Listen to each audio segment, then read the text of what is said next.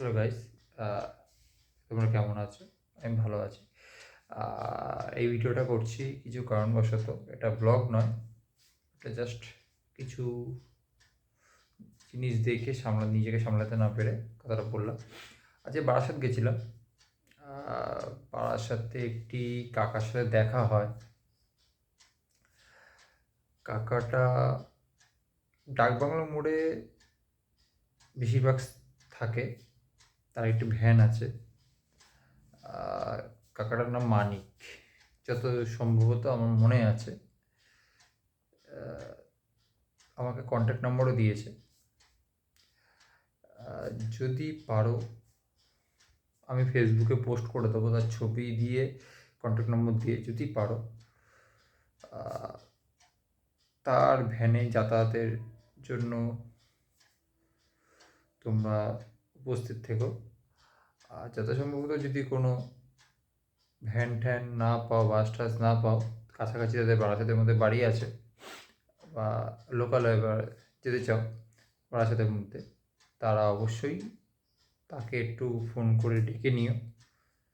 তার যেটুকু ন্যূনতম ভাড়া আছে তাকে তার ভাড়া সাধ্যমতো একটু বুঝিয়ে দিও। আর যতটা পারবে তাকে এভাবে সাহায্য করো, কাউকে টাকা হাতে দিয়ে সাহায্য করার থেকে।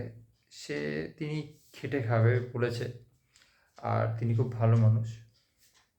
তিনি একেবারে টাকা নেবেন না। আজকে আমার সাথেও তাই ঘটেছে। তিনি টাকা নেননি। তিনি বলেছেন আমাকে যেটুকু ভাড়া আছে সেটুকুই দাও, এর থেকে বেশি কিছু চাই না। আর তার বাড়িতে একটি মেয়েও আছে, আর তার ওয়াইফও আছে। যতদূর সম্ভবত কাকাকে একটু সাহায্য করার চেষ্টা করো। আমি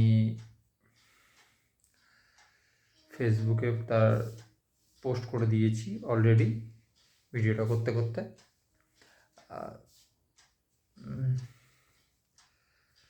চেষ্টা করো।